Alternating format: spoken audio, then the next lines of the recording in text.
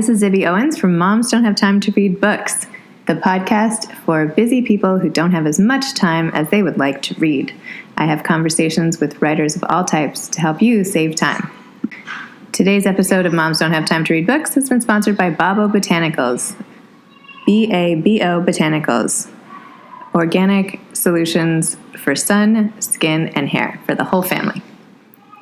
So I'm here today with Jen Oliver. Jen and I are going to be trying something new today, and we're going to be interviewing each other for this podcast. Her for my Moms Don't Have Time to Read Books podcast, and I'll be on her FitMama podcast. So let me introduce her quickly. Jen Oliver is the founder and CEO of FitMama, which is a movement empowering women to love their bodies and their lives while focusing on pre- and postnatal core strengthening. She's the author of the book, The Love FitMama Way, Transforming the Core of Motherhood. With a master's in exercise and health psychology from McMaster in Canada, this FitMama trains, coaches, and speaks all over Canada. She's also trained in Reiki, the healing art, which is amazing, and excels in personal training, fitness instructor, nutrition coaching, and mindfulness. When I wrote these questions, I was wondering, should I not tell her I'm eating dark chocolate-covered caramels while I'm writing up her bio? Anyway, she lives with her daughters and husband in Ontario, Canada. So I'll turn it to Jen. Thank you, Zibby. I'm so excited to be here with you. Absolutely honored to be on your podcast and so excited to have you on the FitMama podcast. Thank you for having me. Thank you. Zibby is out of New York City, and I love your name, Zibby. And I absolutely love the name of your podcast. This popular podcast Zibby has is called Moms Don't Have Time to Read Books. And I actually heard Zibby on a radio show on Sirius XM satellite radio, and I just loved her topics. I loved what she was talking about. I loved her zest for life and her desire to help spread books and articles and all the really great topics that are out there to moms who simply just don't have time to read books. So I think that is brilliant. Zibby has been featured in so many magazines and written and authored books with others. Zibby, I'm just so grateful for you and so glad that you're here with me. You live in Manhattan and you have 4 children, which we will touch on in today's podcast. So thanks for being here. Thank you. And thanks again for reaching out after you heard me on the radio with Jill Cargman. That was just the greatest thing. It was so cool. And, that's what I love about our world today. It was as much as me looking you up, finding you online, going, I love this woman, the more I find her stuff. And the more I looked, I was like, okay, I just have to reach out. I just have to have her as a guest. I just have to meet her. So I'm glad it worked out. Oh, that's so sweet. Yeah. And I loved your book. And thanks for sending me a copy. The Love FitMama Way is really awesome and gives such great hands-on advice. In the beginning of your book, you tell readers that you wrote it to fill a need on both a small and large scale. Can you tell me a little bit more about that? Yes. My own personal journey was in fitness and health, as you mentioned, and I was a fitness trainer. I was a personal trainer. I was working with a lot of women who had babies and who were pregnant. Then I went through pregnancy and having my own babies, and the fitness journey seemed very linear. It seemed very much for me like, okay, I'm fit. I work out during pregnancy. I stay fit, keep working out after, and keep going. But unfortunately, that did not happen to me, and I realized after I injured my back because of a weak and dysfunctional deep inner core that if I did this as a trainer and fitness expert, who else out there was getting this information or didn't know what was really happening in the deep inner core? So the more I started talking about my back injury, the more I started talking about the core and other deep core injuries or dysfunctions, things like what very commonly is associated with being a mom is I pee my pants, or I leak, or I jump on the trampoline with my kids and I can't, control it. And, that is so common that it's considered now a part of it, but it truly isn't a part of it. So I really realized that there was a place for educating about pelvic health, educating about the deep inner core, educating about things like diastasis recti or prolapse, which are, dysfunctions of the deep inner core that seem really, really, really scary if you've never heard of them and all of a sudden you're debilitated by them. But there are ways to prevent these things, and a little knowledge goes a long way. So the number one thing I get is, where were you when I was having kids? Or I wish I knew about you then. And, unfortunately, I wish I knew about me then too. So I had to get this book out there, and I really, really am passionate about helping others not go through the hardships, or at least get themselves out of it without feeling like their life is over. So I am 11 years postpartum. No, I'm kidding. I'm also, almost 4 years postpartum. But for people like me who are not recent moms, is there any hope for my core or other moms like me? Like, doesn't having diastasis, which is basically when your abs sort of separate deep down, which happened when I had twins, can't I just sort of write the core off and be like, well, I have other strengths, but it's not going to be in my core? I love this, Zibby. And you know what? The key thing to note is that once you're postpartum, you're always postpartum. So yeah, you were postpartum 11 years ago, and you're still postpartum now. And it is absolutely never too late. I have 2 clients, and one of them I just finished working with after about a year and a bit. She's 76 years old, and her son is somewhere in his 50s. And absolutely, it's never too late. So no, but the first thing, and I can bring you in here because I'm really curious too about your lifestyle habits. You have 4 children. You live a busy lifestyle that includes you traveling around, going to different things, doing interviews, interviewing people, coordinating, editing, writing your blog, and all that. So, for someone like you really are an ideal client, because I really help people who are busy and don't think they have time for their core, or they've kind of put it on the back burner going, you know what, is that really that important? Sure, I leak, whatever, it's no big deal, right? Or I have back pain, or I had a diastasis and I just didn't know what to do at the time. That's okay. And my question for you is, what is it that you're doing right now? So talk to me about, your youngest is about 4, you said. So what have you done in the last 4 years? What did you do for your core then? Talk to me about that. Let's investigate. Let's investigate my core. Yes. What did I do? Well, this won't take long. I have not done very much. I go on the elliptical machine. I do some regular workouts. I used to do a little spinning. I do this class called Dance Body, which actually was pretty helpful for my ab muscles because of all the sort of twisting and turning. But in terms of, really getting into it, I have not done all that much, I have to say. Okay. And have you ever heard of core rehabilitation? Yes, because after I had my twins, over a decade ago, I thought maybe there would be hope for me. And at the time, I saw a trainer who specialized in, fixing diastasis or trying to get my abs back together. But I kind of gave up on that after about 6 months and never went back. Okay, so tell me about that. Why did you give up? Because I'm curious. It's very popular to give up after a while. So I'm curious, what was your sort of tipping point there, where you decided it wasn't going to happen anymore? There's only so much time I can dedicate to one part of my body. I'm not a trainer. Yeah. I'm not an actress. I don't really care. Not that I don't really care what I look like. I like to look, put together. But of course.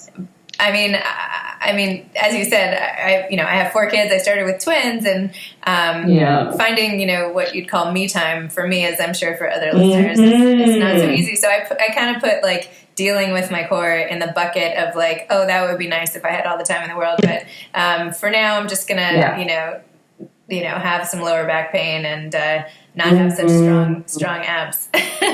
Yeah. Okay, great. That's really insightful. And I think that can really help the listeners to have an understanding of, yes, absolutely. It does seem like it's a lot of effort to put into one area. And this is where the core rehabilitation movement has really taken off. Now, what I teach is to get people who haven't had a baby, everyone ideally to book in with pelvic floor physiotherapists. Have you ever heard of one? Yes.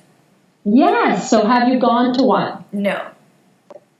Okay. So that, the reason why I really recommend pelvic floor physiotherapy, pelvic floor is the bottom of your core. It's actually part of the deep core, and it houses your three holes. So your urethra, vagina, and anus. And so understanding how the pelvic floor works is one of the things that I educate about. I talk about it in the book, yes, but I also have videos which really help, because anatomically people can't figure out how does this deep core work? What does it really look like? So I share some slides and some things in the video that really help you understand the anatomy, because the deep inner core really is the foundation of your whole body.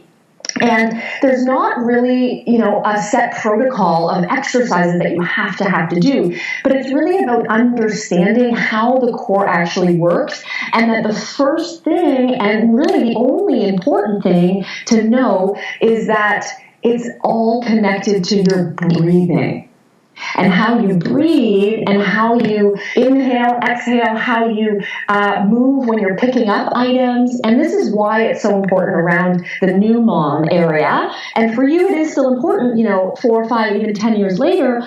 But it's really important because new moms are lifting, right? They're lifting the baby in that bucket seat thing. They're lifting their other toddlers. They're lifting. And when we lift, we have a tendency to bear down and push the pelvic floor downwards, which can lead to a lot of core dysfunction. So the core rehab that I recommend, and that I really, have people go and see a physio and get a plan for them, is because it helps relieve a lot of the downward pressure on the pelvic floor. And that's where really, when it comes to quality of life, if you're talking about, quality of life of sex after baby, or whether it's 40 years later or 70 years later and you're going to a nursing home because of incontinence or whatever issues, somewhere along the line, if we don't take time and do what I call heal your seal, it really does come creeping back in a negative way.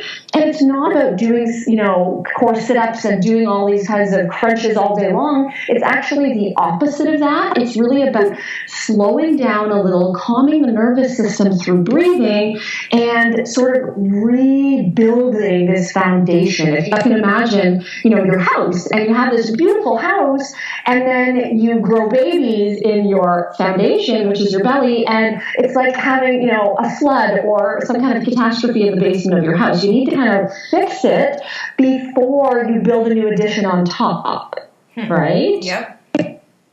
So it's never too late. And for you, someone who is, doing 4 kids of a momming and running all around and doing all the things that you do, when it comes to your fitness, or when it comes to focusing on your core, you can realize and rest easy knowing that it's as simple as possibly sitting on your mat or lying on a yoga mat and doing a few breathing exercises that, yes, you might engage different limbs and your arms and legs may move, but it's not about aggression. It's not about crunches and pushing, and it's really the opposite. It's about lifting and feeling light and wrapping, and it's a really good feeling. And when you work on the core in a really loving way, which is from the inside out, it really just feels like you're giving yourself a big hug, and then you're there to support yourself while you walk into your day, while you go through your day lifting your kids or bending or doing this, that. It just gives you that extra boost of strength and grounding in the core of your body. And because you've breathed and taken some time, even if it's 5 minutes, you feel different, and you feel an energy that you take into your day that is sometimes much more effective than pushing yourself through some sprinting workout that you feel depleted and you're exhausted and you don't want to do it again. Okay.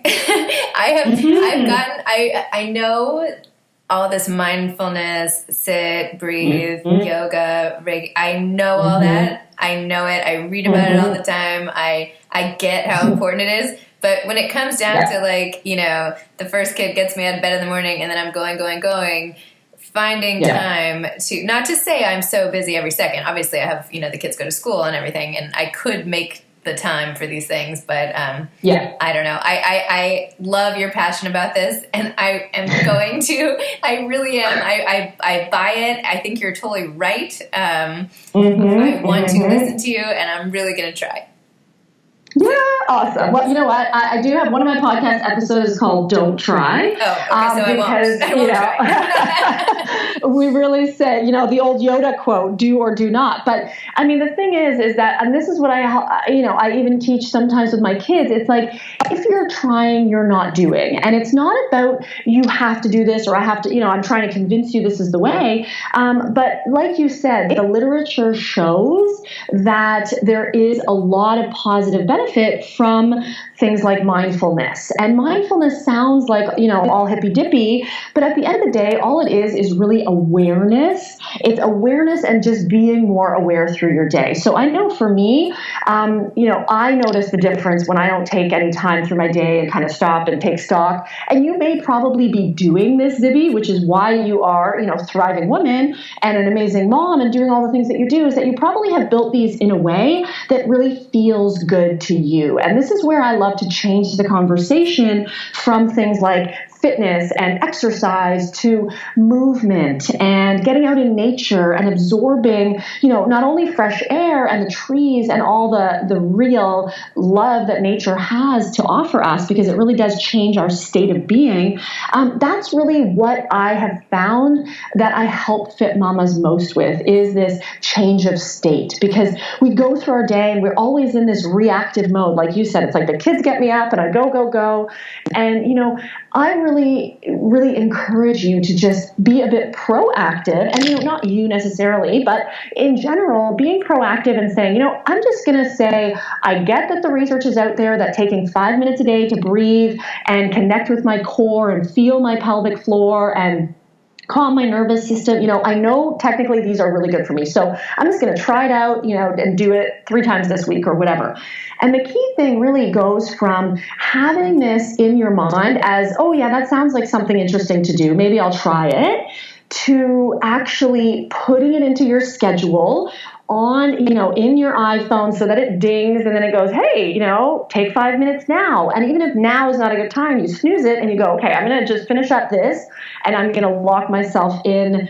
Oftentimes for moms, it's the bathroom, right? And I'm always doing my PSA for pelvic floor saying, please don't sit on the toilet and look at your phone unless the lid of the toilet is closed, because your pelvic floor is holding up all your organs and there's a lot of pressure downwards all the time.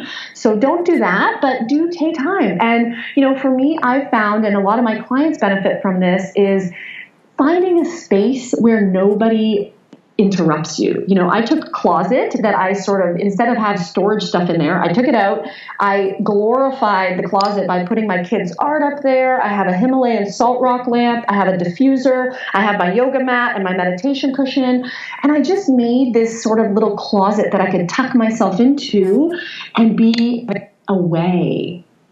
And it feels so good. And it doesn't take a lot of time. It just takes a little bit of planning and saying, hey, this happens every day at 2:00 when I want to go downstairs and grab an ice cream cone to get through the day until I pick up the kids, or, whatever those comfort things are. We want to change our state. That's really what we want. And that's one of the things exercise does well, is it gets us exercising and moving, blood pumping, and, we look at things differently. And there are many ways to achieve this. And sometimes we don't have the opportunity to go out running or do whatever, go to a class, but we can sort of sit or stand or walk and just be more present. And sometimes insights come to us, and it doesn't have to do with the body, but it has to do with the way we look at our body, right? Maybe it was really important how much the number on the scale was, but after you take more time and sort of follow the Love Fit Mama way, where you're starting with self-care instead of yelling at yourself to go do things, it really ends up becoming something that you're inspired and motivated to continue. Yeah, I don't lock myself in the closet. I lock myself in the fridge. No, I'm kidding. No. I don't really. I just feel like the time that you're talking about, the few minutes here and there without interruption, I am typically like staring into the pantry or getting a snack, which I know, and I know you do a lot of nutrition consulting as well, or you had done that in the past a lot. I know it's all linked with the whole self-care and taking, the whole FitMama way. In fact, I love how you said in the book, there is no cheating, just choosing, which I think applies to a lot of things. I love that quote. Did you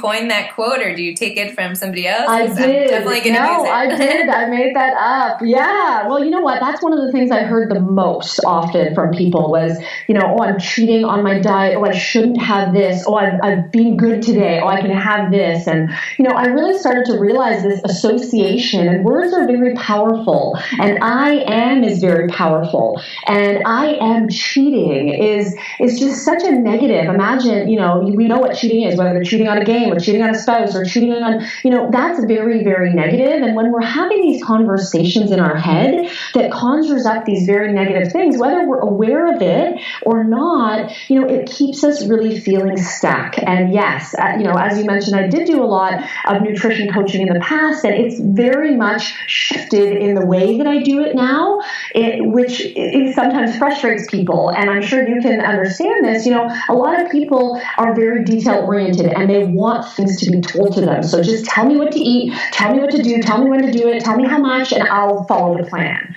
And science, and I'm big on research and the science.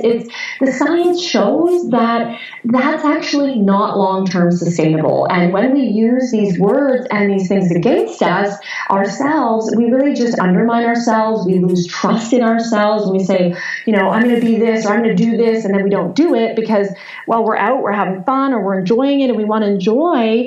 And then we all of a sudden associate eating with a negative, really negative towards ourselves, like cheating on your spouse. It's just such a mixed message to your subconscious, and it really undermines. So I talk a lot about trusting your gut and your intuition. And for you, when you're standing in the pantry and you're going, oh my God, I need a break from work, or I have this one more deadline, or I have this thing to do before I pick up the kids, in that state of mind, you're likely to very much go with your emotions in that moment. So you might say like, oh, I just need to pick me up. I'm going to grab this candy because it's a sugar hit. Or, I want to bring myself down a notch. So I'm going to have this calming tea. Or, we're very emotionally based. And if you give yourself no wiggle room and you're like, well, right now I have to have my apple and my almonds and, but I don't want apple and almonds. And I had that yesterday. I'm bored of it, or I'm sick of it. And it mixes all up in our heads. And I think that's where, we can really start to transform. What I call transforming the core of motherhood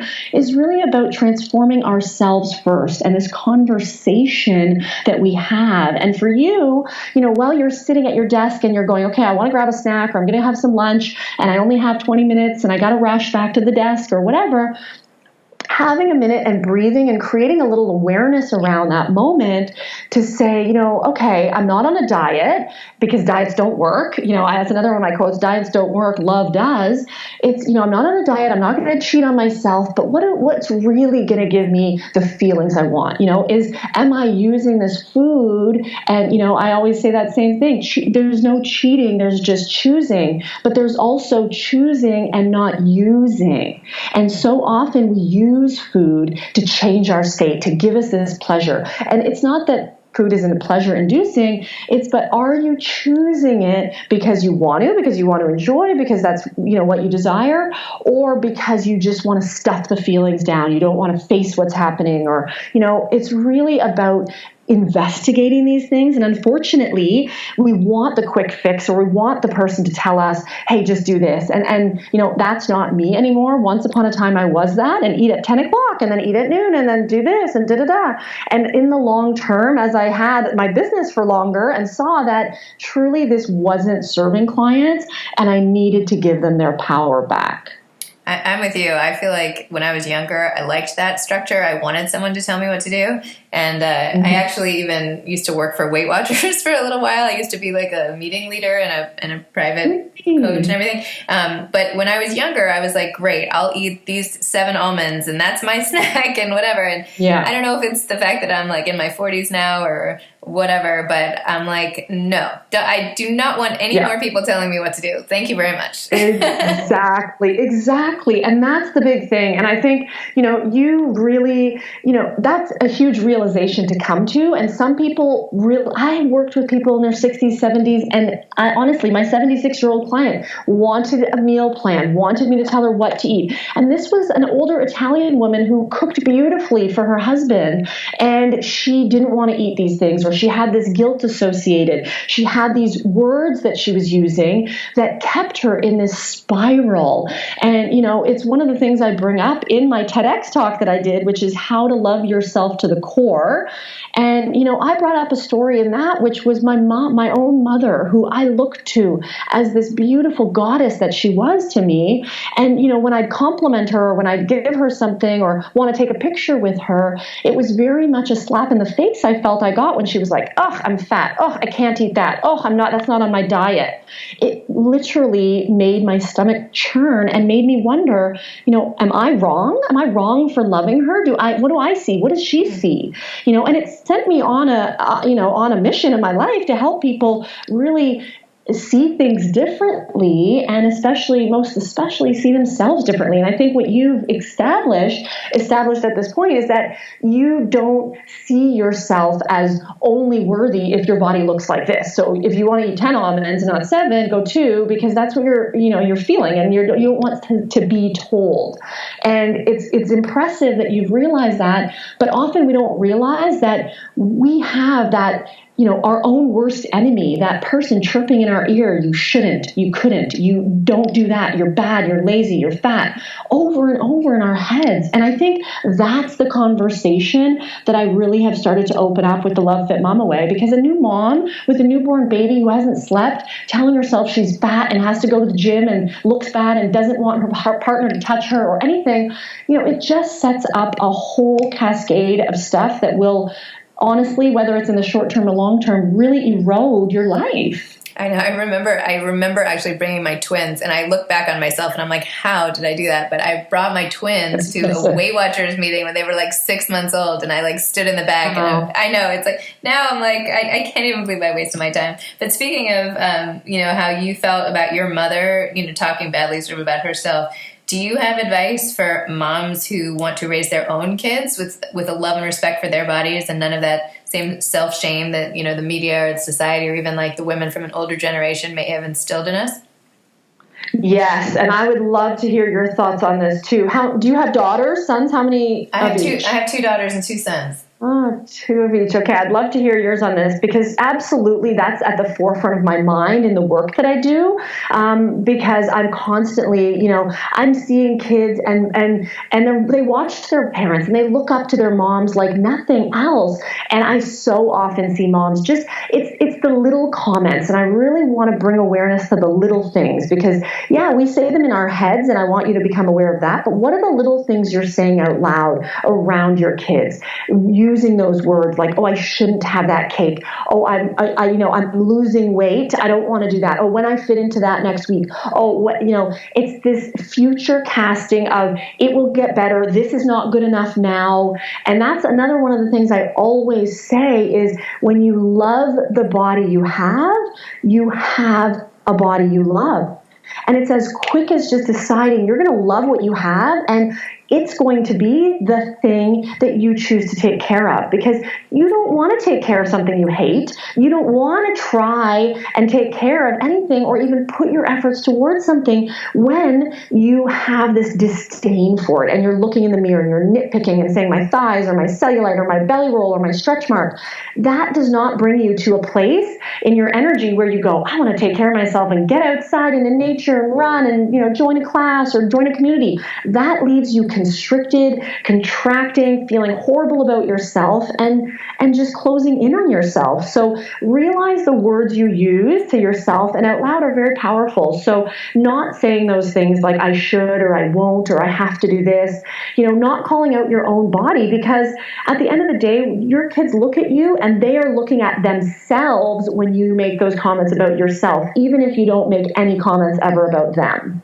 Yep. I totally agree with that. I feel like that's what all the articles have said, and I've been so conscious since they were born to not do that and not ever, be self-critical in front of the mirror in the dressing room. I just don't do that around them. So, excellent. I'm obviously not perfect, but I try real hard not to let any of that in. Yes. And you know what? There is no perfect. And I think that's a big piece, is that we're conditioned. And I know me, I talk about this in the book, this sort of warrior mentality, this type A woman who wants to be super mom and wants to look a certain way and have it all together. And, it's a tall order for anyone. And when we don't leave room for loving the imperfections and realizing that there is no perfect, and we can strive and yell at our kids till the cows come home, but there is no perfect. And when we can let that go, the weight that lifts off your shoulders makes you feel weightless. Totally. I actually I wrote an article last fall. I think it was last fall for the Today Show has a mom's channel, basically Today Moms. So I wrote an article called "Hey Moms, Let's Lose Weight Later," because what I was trying to do is just take the pressure off. Not to say let's all sit around and eat bonbons all day or whatever, but I just meant let's stop stressing ourselves out so much during such a short period of time in our lives, right? This is the most intense period of where we need to give our full selves to our kids, and include, especially right after childbirth. It's such a huge shift. And I just feel like I wrote this piece because I just wanted to say, you know what? Take the pressure off. There's time to do that. You'll have tons of time to lose weight later. But for the moment, it's okay. I could not agree more. So anyway. Yes. I love that you did that. And that it's one of those things where that call to women to say, hey, let's change this apparent norm where we aren't given any time to rest, recuperate, rehab, take care of ourselves. And we're back out there trying to look like J-Lo. Let's change this conversation. And that is huge because, just like you said, not to say we're going to go eat bonbons. Well, I think that's really important to kind of say is, we don't even need to say we're not going to go eat bonbons, because we're not going to do that. The women of today, you, me, all the women we're speaking to who are listening here today, these are go-getters. These are women who have achieved, they have gotten places, they have done the work, they have pushed themselves. These are the high-achieving women who need to realize that if you say I'm going to take a day off, or if you say I'm going to loosen the reins around my dieting, you're not going to go sit on your couch, eat chips all day, and wait for, the lightning to strike before you move again. Right. It's just not going to be, right? And Totally. when we can realize that if we can trust ourselves with saying, hey, I don't have to eat this specific breakfast on the menu, or I don't have to go and join this CrossFit or this gym or that gym or do these things, I can just start to listen to my body and the wisdom that it has for me that I've ignored for so long because I just went in the top direction of no pain, no gain. I got to diet. I got to restrict. I got to push. And that's where that doesn't fit in this phase of life. And you're not going to be, that person crying in the corner wishing someone was paying attention to her. We got a full life. You've got things going on. So nurturing yourself with love absolutely will help you make the best decisions ever. Well, this was amazing, Jen. Thank you so much. I love this. I feel like I've taken away such good advice from you, advice that I need to put at the top of my mind, that I will take down to go make lunch with me and go through the day. And I'm going to spend some time really, carving out those few moments. I'm going to think of you sitting in your closet, and I'm going to try to carve something out similarly for myself. So thank you for sharing all of your research and your personal experience to help other moms and other women out there. It's just so wonderful that you're doing that, and thanks for sharing it with me. Oh, likewise, Zibby. I'm so grateful for this. Thank you for all you do. Thank you for your wisdom. We'll have you back on the podcast, and we'll surely have more conversations. And I'm going to share that article of yours. Oh, thanks. That is a good one. So I will be finding that and sharing. So thanks so much for your time. Oh, thank you. And you will have all the links in the show notes, how to find Zibby and connect with her. So talk to you soon. Bye.